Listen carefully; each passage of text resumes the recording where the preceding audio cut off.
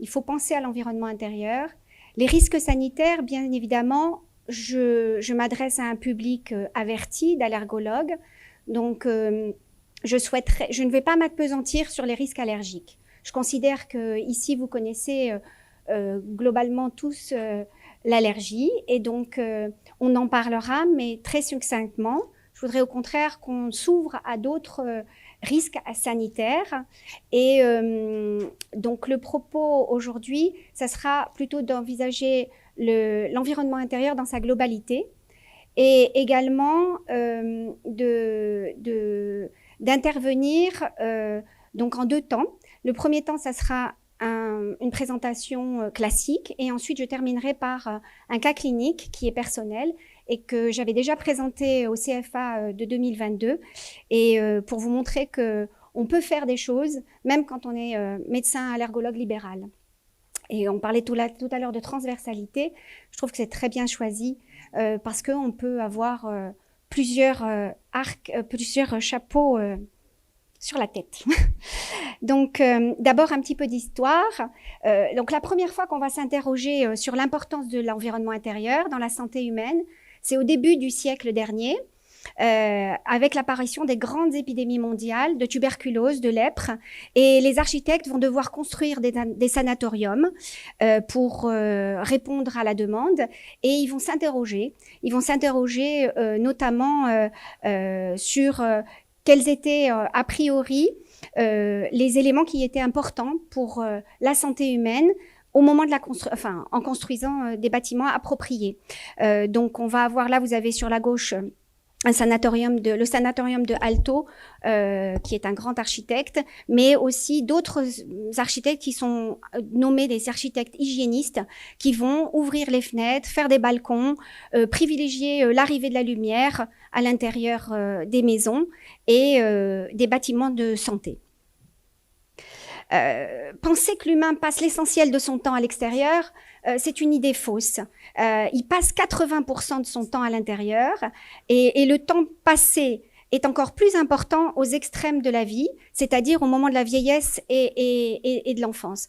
Il passe 80% de son temps dans l'espace intérieur, 69% dans un logement et plus de 40% dans une chambre. Il faut savoir que ces taux, ils sont encore plus élevés aux extrêmes de la vie, comme je le disais. Donc, quand l'enfant va être à la maison, va passer d'une crèche à la maison, et comme la personne âgée, qui sera réduite en mobilité, ne va pas pouvoir aller beaucoup à l'extérieur. C'est un fait important et la population générale n'est pas suffisamment consciente que l'air que nous respirons est un besoin vital, permanent, et on se préoccupe plus de ce qu'on boit ou de ce qu'on mange.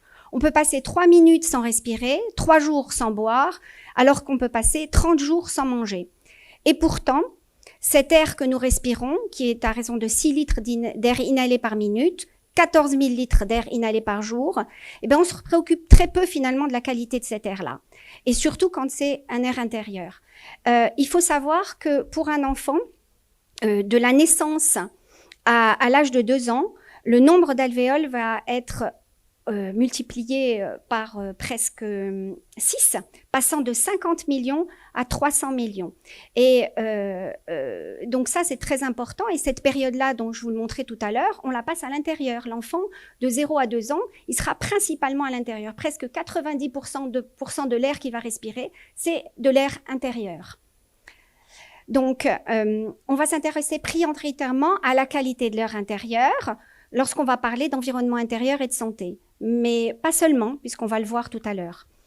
Quels sont les polluants de l'air dans les bâtiments? Ils sont nombreux et leur source est multiple. Alors, l'air intérieur est sous influence de l'air extérieur d'abord.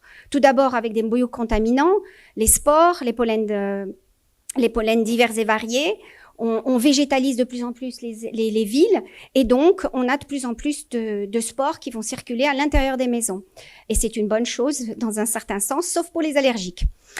D'autre part, on a des microparticules qui sont émises par l'activité humaine, principalement par la pollution des véhicules. Et les 2 principaux sont le monoxyde d'azote et le monoxyde de carbone, avec évidemment le benzène. Et je parlerai spécifiquement des microparticules qui sont issues des plastiques. Il y a un rapport en 2021 qui montre que le bisphénol, qui est donc une microparticule qui était originellement, peu de personnes le savent, mais originellement c'était un oestrogène qui avait été initié, on voulait fabriquer une contraception orale et donc ce bisphénol finalement est actuellement détecté dans l'atmosphère planétaire et les conséquences sont encore mal connues, mais on peut parler de fibres ultra fines et ces fibres ultra fines se déposent dans les bronchioles, dans les alvéoles et ça peut induire des pneumopathies interstitielles, des fibroses et des granulomes. La particularité, c'est comme c'est un œstrogène, il est très lipophile, c'est un perturbateur endocrinien et il est classé dans les risques forts comme perturbateur endocrinien. Et il faut savoir que donc dans les biberons, il a été retiré en 2010. En 2015, il a été retiré au niveau des films alimentaires et dans l'alimentation, mais il reste toujours en suspension dans l'air puisqu'on en découvre en 2021 encore en quantité. Le benzène, donc, dont on a parlé tout à l'heure, qui est un risque cancérigène connu, et puis l'ozone, qui est un produit en fait de dégradation des composés organovolatiles et qu'on va trouver de plus en plus souvent. Alors, il y a également ce qui va influer l'environnement intérieur et l'air intérieur, c'est également les gaz. Alors au Maroc, on n'en a que dans certaines régions, notamment les régions de phosphate, mais en tous les cas, il y a du radon et ce gaz va entraîner des manifestations spécifiques sur la santé. À côté des polluants de l'air extérieur, il y a des polluants chimiques qui sont liés au comportement des usagers et d'autre part des polluants qui sont issus des mobiliers et de l'aménagement, par exemple. Nous aurons tout à l'heure, on va le voir un petit peu plus précisément, mais des matériaux de construction et de décoration qui vont libérer des polluants chimiques, des moquettes, des peintures, avec par exemple le méthylchloroisothiazolinone, qui est un allergène de contact bien connu, qui est dans les peintures. On aura d'autre part les gaz d'échappement. C'est la mode maintenant de faire des maisons et de prévoir la cuisine à côté du garage. Donc ça, c'est sûr que c'est pas forcément une bonne chose pour la qualité de l'air à l'intérieur. Il faut savoir que le taux d'occupation humain est calculé en fonction de la concentration en CO2 et on la calcule en ppm. Et donc, on considère que si elle est inférieure à 750 ppm, eh bien la qualité de l'air sera correcte, en tous les cas pour le CO2. Le taux d'occupation est correct, alors que s'il est supérieur à 1200, c'est considéré comme médiocre. Alors, on va parler des composés organovolatiles et supravolatiles. Ce sont des polluants chimiques dont la particularité, c'est qu'ils sont volatiles et ils vont dépendre de constantes physiques, hygrométriques et thermiques. Et ils seront plus ou moins volatiles en fonction du type de composé.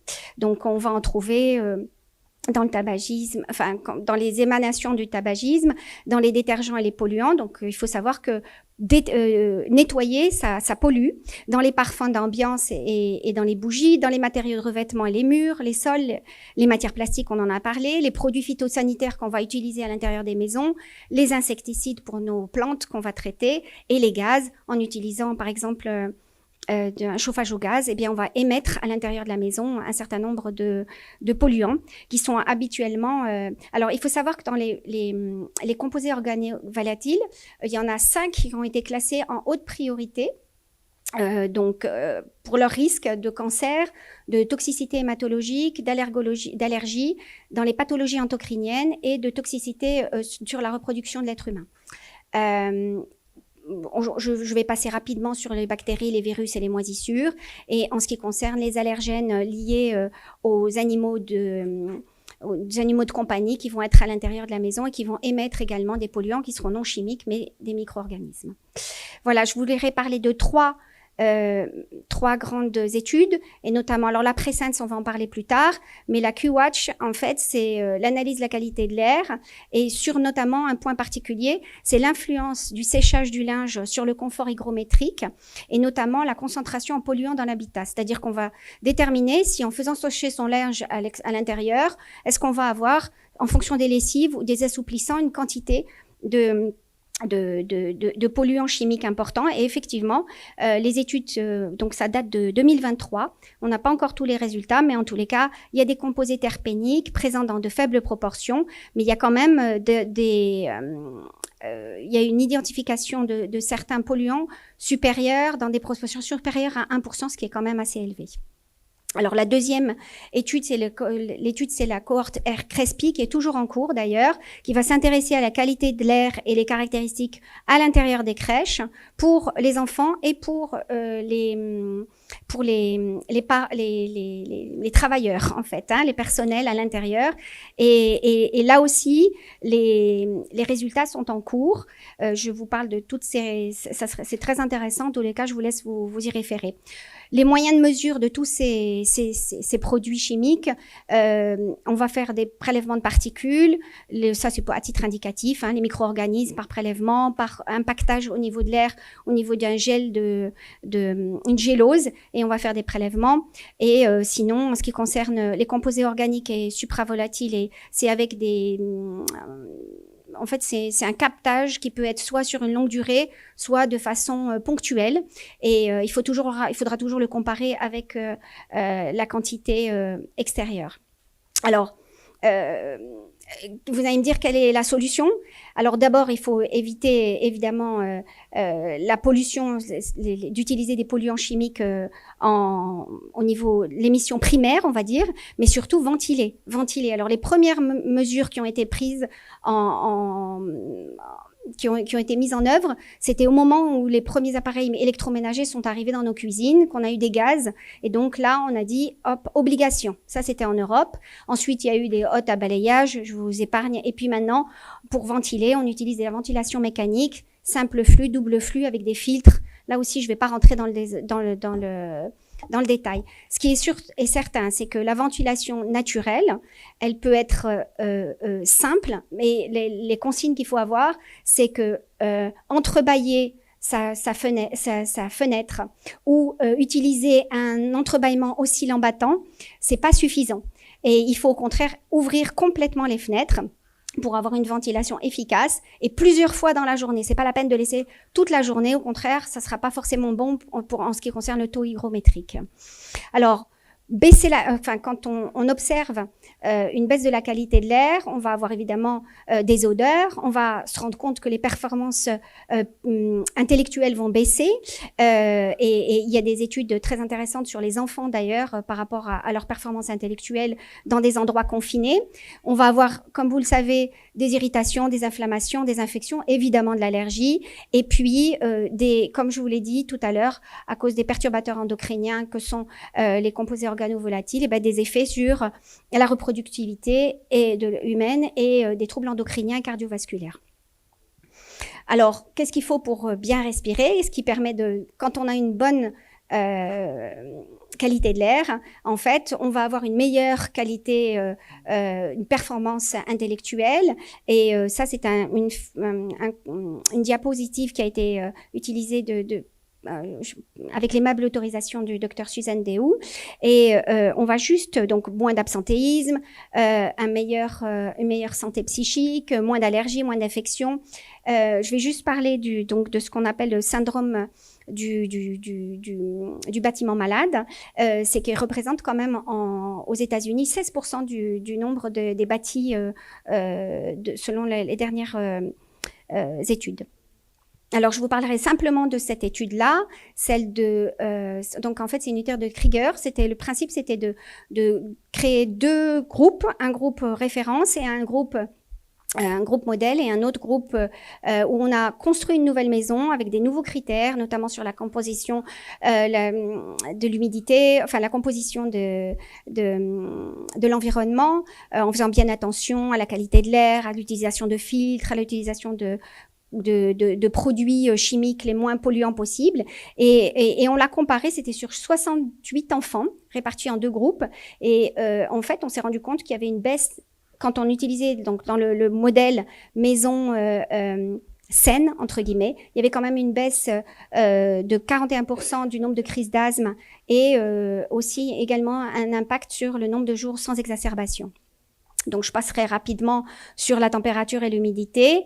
Et juste pour évoquer, donc, la santé aussi, ce n'est pas que la qualité de l'air à l'intérieur du bâti, c'est aussi le bruit. Et le bruit, c'est un grand problème. On considère qu'au-delà de 50 décibels, selon l'OMS, 11%, au-delà de 50 décibels, on a un impact. On a un impact et autant originellement le bruit peut constituer un système d'alerte, l'oreille elle a pas de paupières, hein, on peut pas fermer les yeux et donc il y a des répercussions au niveau du cerveau et ça entraîne également des atteintes au niveau système immunitaire et endocrinien. Donc la seule solution c'est justement d'avoir moins de bruit à l'intérieur parce que ça c'est un réel impact sanitaire. Alors par bruit, on peut se dire qu'est-ce qu'il peut y avoir comme bruit? En fait, tous les bruits de ventilation, tous les bruits qu'on peut avoir sur les produits électroménagers qui peuvent réveiller en fait l'occupant.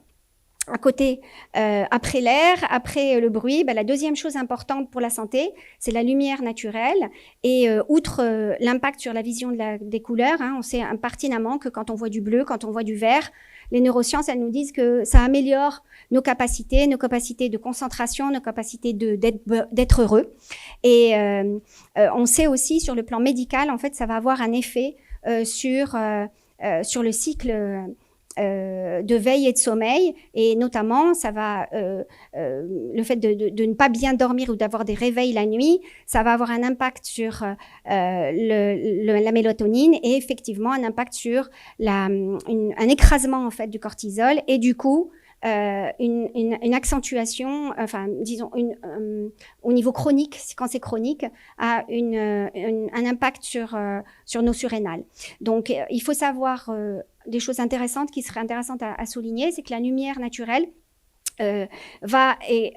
l'absence de lumière naturelle va avoir un effet sur le plan neurologique avec l'apparition de maladies neurodégénératives comme l'Alzheimer et le Parkinson. Et ça, il y a des études qui ont été démontrées dans ce sens-là. Il faut savoir qu'aussi que la saisonnalité, elle affecte l'humeur et le comportement. Et actuellement, par exemple, si on fait des tests de performance intellectuelle chez les jeunes enfants, eh bien, il sera le maximum de performance, ça sera au moment du solstice d'été, alors qu'il aura moins de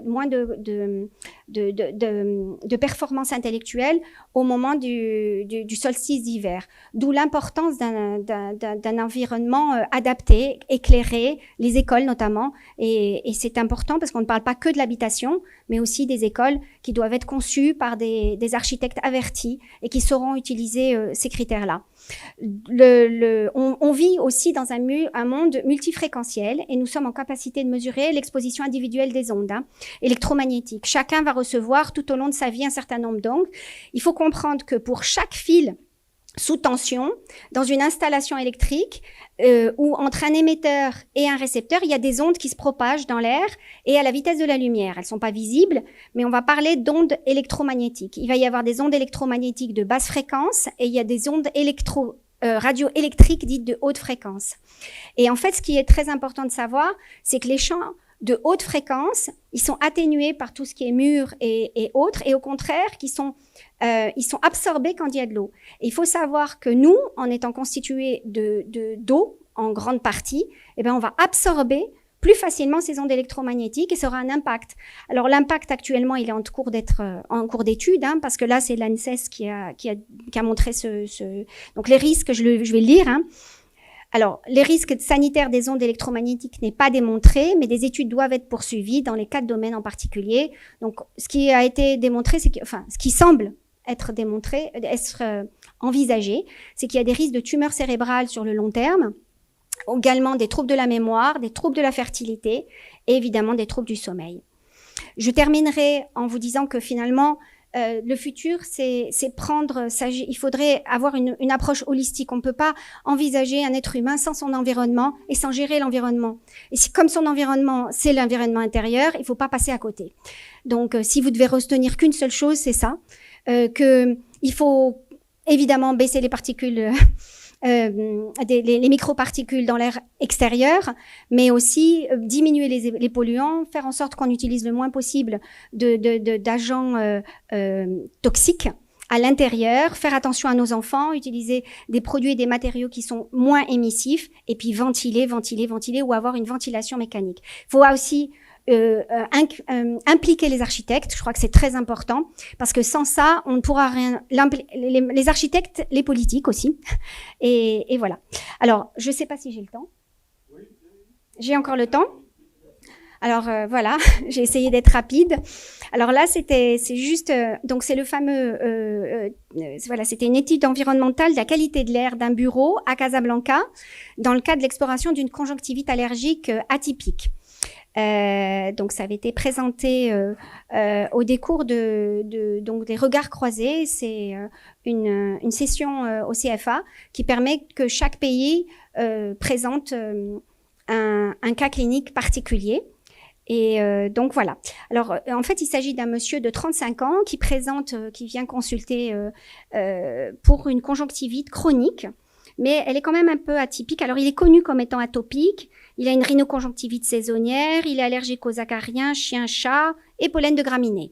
Le test cutané montre qu'il y a une hypersensibilité claire, nette, et je vais retrouver en plus l'alternaria, qui est 5 sur donc la moisissure, qui est un alternaria. Je vais compléter par les prises, les IgE spécifiques. Et effectivement, le recombinant de l'alternaria est à 5,7 pour une normale, je vous rappelle, inférieure à 0,10. Il vit plus avec des chiens et chats. Et là, il a bien compris que c'était plus la peine de vivre avec eux. Par contre, pour les pollens et les oliviers, là, par contre, donc là aussi, c'est 2 nouvelles sensibilisations, hein, la moisissure et pollen d'olivier. La particularité de cette conjonctivite, c'est qu'il dit qu'elle n'est pas saisonnière. Donc ça, c'est étonnant. Et qu'il a des poussées récidivantes avec des yeux rouges qui grattent, qui sont secs. Il parle d'une fatigue intense avec des maux de tête. Et il dit étonnamment qu'il est amélioré. Alors, il vit à Casablanca. Hein, donc, et il dit qu'il est amélioré le week-end et pendant les vacances. Et il me précise que sur son lieu de travail, ça se passe pas toujours très bien et qu'il a l'impression que ça s'aggrave. Alors, donc du coup, et comme... Voilà, donc en fait... comme c'est un espace de bureau, comme il est propriétaire de l'espace de bureau et comme il a les moyens, ben on peut se permettre de faire des choses qu'on ne ferait pas dans d'autres situations. Donc, en fait, je vais faire un état des lieux détaillé du bâtiment. Je vais faire 2 visites techniques et une visite diagnostique. Je vais faire une recherche de micro-organismes, bactéries, moisissures, levures et un prélèvement aérobiologique et prélèvement de surface. La recherche de composés organovolatiques, elle aurait été idéale, mais malheureusement, ça n'a pas pu être possible.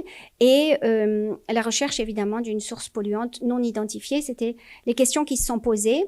Alors, où est-ce que c'est? Alors, c'est un site, c'est à Casablanca, c'est un bâtiment d'administration, enfin, un bâtiment privé, mais c'est un grand bâtiment qui se trouve sur un axe routier très fréquenté. Et je vais donc intervenir au niveau du bureau, du couloir et de la salle d'attente, du plateau de direction qui est au dernier étage. Donc, je fais un état des lieux. Il vient de changer son vernis, c'est récent. Il a repeint, la moquette est ancienne. Il y a des dalles au niveau du faux plafond. Enfin, rien de choses extraordinaires, si ce n'est qu'il a refait le vernis de son bois, de son parquet en bois massif. Il y a des plantes. Il y a de la mousse, il y a des plantes d'ornement aussi parce qu'il se fait livrer des plantes dans la salle d'attente et dans son bureau. Et au niveau du mobilier, c'est du bois stratifié. La particularité, c'est qu'il a une énorme lampe berger XXL, je vous dis pas, le gros truc là, énorme. Hein. J'ai jamais vu une lampe berger. Lampe berger, c'est une lampe particulière qui trône sur son bureau. En termes de ventilation, il n'y a pas de ventilation naturelle puisqu'il y a des ouvrants fixes. Il y a une climatisation à la fois personnelle, VMC, et en plus une climatisation à simple flux pour tous les étages. Il y a quand même 7 étages et c'est simple flux. Normalement, ça aurait été mieux qu'il soit double flux, mais bon. Je suis allée mettre mon nez dans le plafond. Il s'avère que on retrouve les anciennes VMC. C'est-à-dire, il y a toute la tuyauterie encore au-dessus de la tête. Donc, il faut imaginer qu'il y a un monde au-dessus de nous, là. Hein. Souvent, c'est bien joli, mais au-dessus, on n'imagine pas ce qui se passe. Et il est bon de se poser des questions, notamment dans les bureaux. Parce que la plupart du temps, on installe des systèmes de ventilation. Et ensuite, on a un nouveau système de ventilation tout neuf. Mais évidemment, on laisse l'ancien. Et donc, ça, c'est un nid à plein de choses. Donc, il y a des traces de moisissure visibles sur les plantes, les bouquets, sur les murs des couloirs. Il y a évidemment un nettoyage parfait, il n'y a pas d'animaux, et ils ne fument pas. Donc là, c'est un petit peu ce qu'on a. Il y a un couloir. Ce que vous voyez en violet, c'est les moisissures dans le couloir qui ont été déterminées, et sur un mur qui sépare le bureau du couloir. Tout le reste, vous voyez bien, sur la droite, vous avez le bureau avec une salle de travail. Sur la gauche, vous avez la salle d'attente. Et il a une salle de bain qui est attenante avec une petite ventilation, un système de VMC qui n'était pas très efficace d'ailleurs. Et aucune ventilation vers l'extérieur, hein, naturelle. Donc, les 2 prélèvements ont été faits en juillet. Donc, c'est important de savoir d'où on part. Il faisait quand même 30 degrés à l'intérieur. La deuxième fois, quand je suis passée, quand j'ai dit que 30 degrés, c'était beaucoup quand même. Ça, c'était sans la présence du directeur, parce qu'on faisait baisser la température quand il était là, mais en fait, elle était tout le temps élevée. Donc, 29 degrés la première fois, avec un taux d'hygrométrie qui était à 78%. La deuxième visite, c'était un peu mieux, parce que quand même, il a râlé. Il a dit que, bon. Donc, on est passé à 57% d'hygrométrie et une température à 25 degrés. Donc, malheureusement, le taux d'occupation, le CO2, j'ai pas pu le réaliser. Et le formaldéhyde, par contre, avait été demandé par une société externe qui l'avait fait faire bien avant, qui était venue de l'étranger pour faire un prélèvement quand même, et formaldéhyde négatif. Donc ça, c'est les prélèvements de surface et aérobiologiques que j'ai pu faire. J'ai fait 4 prélèvements aérobiologiques, intérieur, extérieur évidemment, et 16 prélèvements de surface. Je me suis fait plaisir, hein. Voilà, tout était possible, donc j'ai tout fait. Donc là, il y a des moisissures, il y a de l'alternariat un peu partout, hein, donc des grilles, sur les grilles de climatisation. Je me suis fâchée avec le monsieur des grilles de climatisation qui est devenu blême quand il a vu ce que j'étais en train de faire, parce qu'il s'est dit je vais perdre mon job. Et ensuite, dans les prélèvements d'air, on trouve au niveau moisissure, donc des moisissures dans l'air. On est en plein mois de juillet, c'est normal, même à Casablanca. Il y a des moisissures, parce que je vous rappelle quand même que les alternariats et les moisissures, c'est l'été que ça se passe. C'est pas en hiver, hein. Ou dans des environnements intérieurs où il y a un taux d'hygrométrie qui est trop élevé. Dans le couloir, là aussi, il y avait le problème d'humidité sur les murs, donc c'était très positif. Au niveau des plantes, toutes les plantes qui étaient à l'intérieur, tout positif. Et surtout dans les espèces de mousse qu'on met dans le bureau pour faire joli, toutes pleines de moisissures. Donc évidemment, s'il respirait ça, je vous rappelle qu'il était allergique aux moisissures. Et dans l'aspirateur, évidemment, là aussi, il n'y avait pas de filtre EPA. Bon, enfin, l'EPA, c'est juste pour les acariens. Mais enfin, il y en avait, automatiquement. Donc du coup, d'où ça vient alors? Donc il a fait le grand ménage, on a enlevé toutes les moisissures possibles. Il a fait... En fait... Je me suis intéressée quand même à la fameuse lampe berger. La fameuse lampe berger, je vous avoue que je connaissais pas très bien et surtout je connaissais pas véritablement ce qu'il y avait à l'intérieur. Je savais que ça sentait bon, que ça coûte assez cher ce truc-là, et que en fait la FIS c'est fait principalement d'alcool isopropylique. Et l'alcool isopropylique, ça fait partie des composés organovolatiles et la particularité c'est qu'il faut allumer pour pouvoir. Donc, en fait, ça devient encore plus volatile une fois qu'on a allumé cette lampe, enfin ce liquide, parce que c'est un liquide. Et en fait, le mode d'utilisation, c'était le mettre à l'intérieur, mettre la mèche, allumer pendant 3 minutes, souffler au bout de 3 minutes et laisser évaporer pendant 30 minutes et ensuite refermer la lampe berger. Sauf que la secrétaire qui pensait faire bien les choses, elle laissait les 30 minutes et puis après, elle laissait tout ouvert. C'est-à-dire que avec la température qu'il faisait, il faisait presque de 30 degrés, eh bien en fait, vous aviez une émanation permanente de ces fameux alcools isopropyl toute la journée dans un espace clos avec une mauvaise ventilation plus de la moisissure. Alors, la toxicité chronique, elle a été démontrée pour ça. Je vous laisserai voir pour l'alcool isopropyl, c'est la fiche de toxicologie. Donc, en fait, je vais juste vous parler d'une étude, donc le rapport Presence, qui a été commandé par l'ADEME et l'Observatoire de qualité d'air intérieur, et qui montre que l'impact des polluants volatiles et diffuseurs de parfums et des huiles essentielles sur la qualité de l'air intérieur, ça date de 2021, vous voyez, c'est assez récent. Et en fait, ce qu'ils disent, c'est qu'il faut limiter au maximum le type de diffuseur, surtout s'il y a des troubles respiratoires, surtout chez l'enfant et surtout chez la femme enceinte. Vous imaginez un enfant qui vit 90% de son temps à l'intérieur et qui respire ce truc-là toute la journée, par exemple.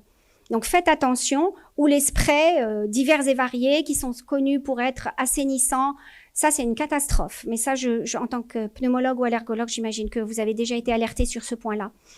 Donner une indication plus précise et fiable sur la composition des produits. La plupart du temps, on n'a aucune information. Pour avoir les informations dont je vous parle pour la lampe Berger, il a fallu que j'aille chercher loin et évaluer les risques et mener d'autres études. Donc, ils vous disent qu'en fait, si vous l'utilisez dans les bonnes conditions, mais la plupart des gens ne lisent pas les conditions d'utilisation de la lampe Berger, et comme pour la plupart du temps, tout ce qu'on utilise. Voilà.